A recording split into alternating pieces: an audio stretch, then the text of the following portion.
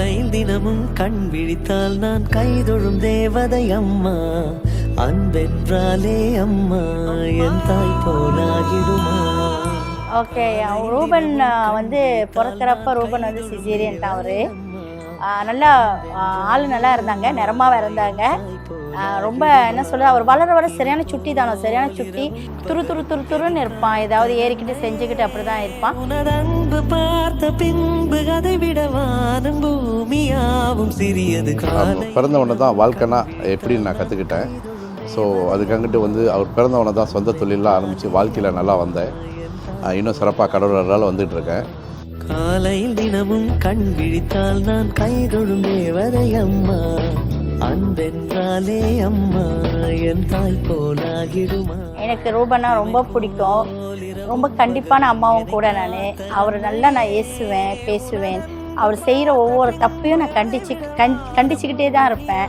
பெண் பிள்ளைன்னு இல்லை, ஆம்பளை பிள்ளையாக இருந்தாலும் என் கண் அவர் மேலே எப்போவுமே இருந்துக்கிட்டே தான் இருக்கும். அவர் என்ன செய்கிறாரு, எது செய்கிறாருன்னு.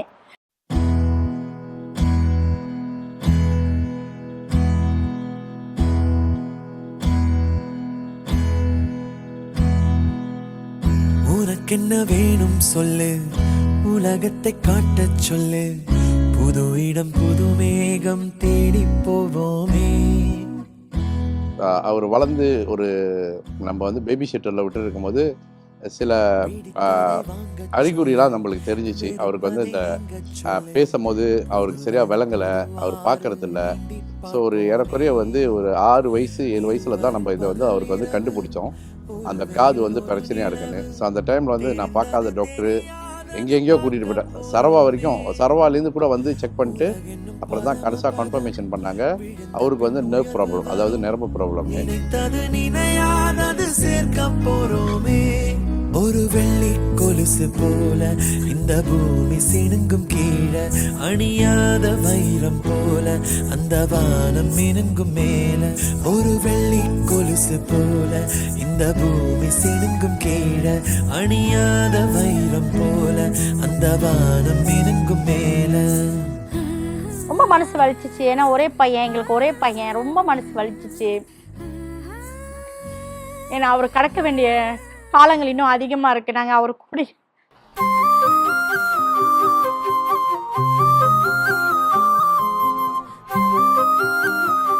நாங்க வந்து அவர் கூடயே போய்கிட்டு இருக்க மாட்டோம் இல்லையா. அவரே தனிச்சு நின்று எதையும் எதிர்கொள்ள வேண்டிய, அதுவும் ஆம்பளை பையன் எதிர்கொள்ள வேணும். ஸோ அதனால ஆனா இப்ப இயரிங் போட்டு அவருக்கு இதெல்லாம் கேட்குது, ஓகே அவரால் முடியும்னுட்டு அதனால கொஞ்சம் மனசு ஆறுதல் அடைஞ்சிச்சு. அதாவது 100% அவர் கேட்க இல்லை, அவர் இந்த இயரிங்கோட உதவினால அவர் நல்லா கேட்க, அவரால் செயல்பட முடியும்னு சொல்லி நினைச்சப்போ மனசுக்கு கொஞ்சம் ஆறுதலா இருந்துச்சு. இப்ப அதை போட்டு தான் அவர் செய்யற அவரோட டெய்லி ரூட்டீன் போய்கிட்டு இருக்குது. நின்னு வாழ்ந்து காட்ட வேணும் இந்த புவியில் ரொம்ப பெருசா. ஆகாச நிலவுதான் அழகா தெரியல, ஆணிமுத்து அதுவுமே அழகா தெரியல. அந்த விஷயம் தான் நான் கேள்விப்படும் போது யூனிவர்சிட்டிக்கு தான் அவரை கூட்டிகிட்டு போனேன். அந்த டாக்டர் கூப்பிட்டு என்கிட்ட பேசும்போது என்கிட்ட கூப்பிட்டு தனியாக பேசினாங்க. மன்னிச்சிக்கா, அவன் மகனுக்கு வந்து இந்த மாதிரி இருக்கணும்னா என்னால் ஏற்றுக்க முடியல, கண்ணில் தண்ணி வந்துச்சு. பட் இருந்தாலும் அந்த அழுந்து அதை பார்க்குறத விட மேற்கொண்டு அவனுக்கு என்ன செய்யணும்னு யோசித்தேன். நண்பர்கள்லாம் யோசித்தேன். ஃப்ராப் ரிஷா மாணிக்கம் வந்து என் கூட படித்த ஒரு யூனிவர்சிட்டி மலாயில் இருக்கார். அவர் வந்து ஒரு சிறந்த டாக்டர், சிறந்த மனிதர் தான் சொல்ல முடியும். எந்த நேரம் நான் அவருக்கு ஃபோன் அடித்தாலும் உடனே எடுத்து பேஷண்ட் அனுப்பினா கூட உடனே. அப்போ அவர் என்கிட்ட சொன்னார், அவர் ஒரு சின்ன ஒரு உதாரணம் எனக்கு கொடுத்தாரு. இப்போ வந்து கண் கண்ணாடி போடுறாங்க. என்னத்துக்கு போடுறாங்க பாஸ்? அந்த கண் கண்ணாடி போடுறது வந்து கண் ஒன்று நல்லா தெரியுறதுக்கு தானே போடுறாங்க. அதை போடாமல் இருந்தால் கண்ணே வீணாக போயிடும். அதையே உங்கள் மகனுக்கு எடுத்துக்காங்க. இந்த மிஷின் போடவும் தான் அவரால் முடியும். அவருக்கு கேட்டுருந்தாலும் ஒன்றும் நர்ஃப்லாம் வீணாயிரும். அந்த மிஷின் போடுறதால நீங்கள் ஒன்றும் வருத்தப்படாதீங்க, அது வந்து அவருக்கு ஒரு ப்ரொடெக்ஷன் தானோன்னே. அப்போ தான் ஒரு தெளிவு வந்து இதை நான் போட ஆரம்பித்தேன். ஸோ வேலையில் வந்து பார்த்திங்களா பல பேர் என் கூட உள்ளவங்களாம் நட்பு, அப்புறம் சொந்தக்காரங்க எல்லாமே, அப்புறம் எங்கள் சித்தப்பா ஜெயமணி அவரும் வந்து எனக்கு ரொம்ப ஆறுதல்லாம் சொல்லுவார். ஸோ வேலையில் வந்து உங்களுக்கு எல்லாத்துக்கும் நான் மனமார்ந்த நன்றியை தெரிவிச்சுக்கிறேன். என்னோட பெருமை என்ன உருவில் பார்த்திடுவேன். ஆகாச நிலவுதான் அழகா தெரியல, ஆணிமுத்து அது பொதுவாகவே ரூபனை எல்லாருக்கும் பிடிக்கும். எங்களை விட ரூபனை தான் ரொம்ப அதிகம் தெரியும். எல்லாருக்குமே ரூபனை ரொம்ப பிடிக்கும். ரூபானனா அவன் ரொம்ப பிடிக்கும். அது எனக்கு வந்து ஒரு மகிழ்ச்சியான விஷயம் தான். ஏன்னா வெளியில நம்ம எல்லாருக்கிட்டையும் நம்ம வந்து ஈக்குவலாக ஒரு பாசத்தை எடுக்க முடியாது. ஆனால் ரூபனுக்கு வந்து எல்லாரும் என்னை சார்ந்த நண்பர்களாக இருக்கும், என் தோழிகளாக இருக்கட்டும், ஈவன் என்னோட ஸ்கூல்மேட் கூட ஃபோனில் அடித்தா ரூபன் ஐயா எப்படி இருக்கீங்க, ரூபன் எப்படி இருக்காரு அப்படின்னு என்கிட்ட கேட்க தவற மாட்டாங்க. ஸோ அந்த வகையில் ரூபன் எனக்கு ரொம்ப சந்தோஷம். அவர் எல்லாருமே அவனை ரூபன் நல்ல, அதாவது அவனுக்கு அந்த குறைபாடு இருக்குன்னு அவங்க நினைக்கவே மாட்டாங்க. அப்படி அவனுக்கு விளங்காத பட்சத்தில் கூட அவங்க எதுவும் சொல்லி விளங்காத பட்சம் அவனை இப்படி கை கோட்டை அணைச்சிக்கிட்டு அவன்கிட்ட சொல்கிறப்ப அது பார்க்கறதுக்கே எனக்கு இந்த அளவுக்கு மனிதர்கள் இருக்காங்கன்னு நினைக்கும் போது, மனிதாபிமானத்தோட மனிதர்கள் இருக்காங்கன்னு நினைக்கும் போது ரொம்ப சந்தோஷமா இருக்கும். ஆகணும் மேதாவி, உன்னை விட ஒரு சொத்து சொகம் இந்த மண்ணில் இல்லை என்று சொல்லிடுவே. கண்ணு மணியன ஒன்ன நினைச்சு நான் கையில் எடுத்துதான் கொஞ்சிடுவே. எதையும் உனக்காக சுலுவா செஞ்சிடுவேன். ஒத்த நோடி பிரிய சொன்னா இறந்தே போயிடுவேன். ஆகாச நிலவுதான் அழகா தெரியல, ஆணிமுத்து அதுவுமே அழகா தெரியல. ஒன்ன போல அழகுதான் ஒண்ணுமில்ல உலகில, ஒட்டுமொத்த அழகையும் கொண்ட நீயம் உசுருல.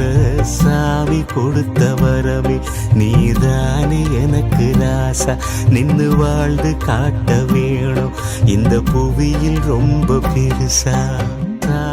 வந்து பூச்சோங் 14 உள்ள தமிழ் பள்ளியில் படித்தாங்க. ஸோ 2 ஆண்டுகள் மத்திய வகுப்பு தான். ஸோ படிப்பில் ரொம்ப பிரச்சனை. ஏன்னா அங்கே உள்ள அவங்க வந்து கடைசி கிளாஸில் போடுறாங்க. அங்கே உள்ள பிள்ளைங்களோட விளையாட்டு தினமாக இருந்து 3ஆம் ஆண்டு மத்திய பள்ளி தான் சொன்னோன்னே நான் என்ன செஞ்சேன், வேண்டாம் கிண்டாரா தமிழ் பள்ளிக்கு மாற்றினோம். அங்கே வாசுகி டீச்சரை நான் குறிப்பிட்டு சொல்லணும், அவன் வகுப்பாசிரியர் வாசுகி டீச்சர், அவங்க குறிப்பிட்டு நான் சொல்லணும், அவனை வந்து உருவாக்குனவங்கன்னு கூட சொல்லலாம். அவனை வந்து இல்லை முடியும், உங்கள் பையனால் முடியும்னு சொல்லி யூபிஎஸ்ஆரில் பரீட்சையில் அவர் வந்து 7C எடுத்தார். C தானே எடுத்தான், அப்படி என்ன பெருமை நினைக்கலாம். இல்லை, எனக்கு பெருமை அது என் பையன் 7A எடுத்ததுக்கு சமம். ரத்தமாரே ரத்தமாரே ரத்தமாரே முத்தமாரே. அவனை போய் பார்க்குறப்ப அம்மா நான் பாஸ் ஆகிட்டேன்னு சொல்லி அந்த ரிசல்ட்டை தூக்கிட்டு வந்தேன். அம்மா நான் பாஸ் ஆகிட்டேன்னு ஐயா வாழ்த்துக்கள் சொன்னோன்னா, அம்மா நான் இன்னும் கொஞ்சம் படிச்சிருக்கலாம், B எடுத்திருப்பேனே அப்படின்னு சொன்னேன். ஆமாம் ஐயா இன்னும் கொஞ்சம் நீ படிச்சிருந்தீங்கன்னா B எடுத்திருக்கலாம் அப்படின்னு சொல்லி அவருக்கு நான் சந்தோஷப்படுத்துகிறேன். ஸோ இந்த வேலையை நான் வாசுகி டீச்சருக்கு ரொம்ப நன்றி சொல்கிறேன். என் பெயர் காக்க பிறந்தவனே. கஷ்டம் இருக்கக்கூடாது அவனுக்கு.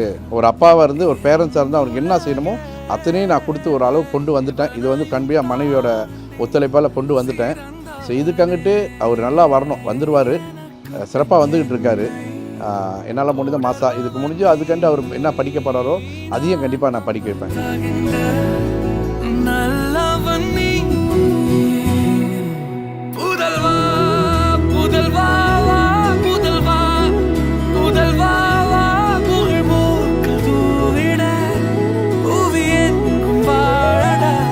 அவருக்கு எம்பிஷன் கேட்டால் நிறைய சொல்லுவாங்க எம்பிஷன்னு. ஏன்னா காலங்கள் மாறுது, நம்மளும் இதுதான் அவரை நம்ம புஷ் பண்ணலை. உன்னால் எதை முடியுமோ அதை சிறப்பாக செய். ஒரு தாயை நான் அதைத்தான் வந்துட்டு சொல்லுவேன், ஐயா இங்கே இதை புஷ் பண்ண அங்கே போகிறேன் அப்படிலாம் இல்லை. உன்னால் எதை முடியுமோ அதை சிறப்பாக செய்ய பாரு, அதை வச்சு உன் வாழ்க்கையில் எப்படி முன்னேற முடியும் அப்படின்னு பாருங்க.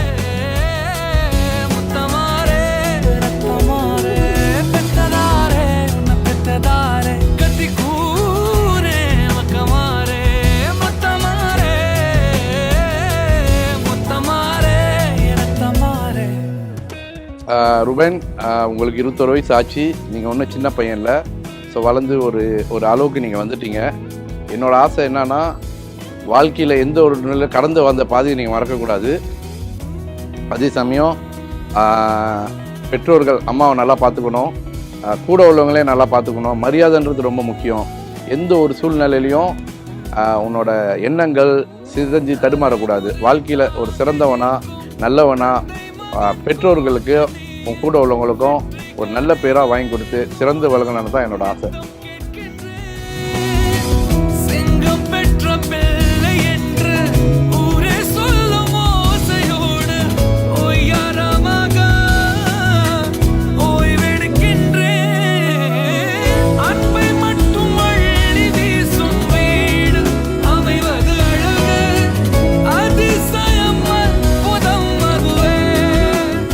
வந்திருக்கிற எல்லாருக்கும் வணக்கத்தை நான் தெரிவிச்சுக்கிறேன். உங்களை எல்லாரும் வருக வருக நான் வரவேற்கிறேன்.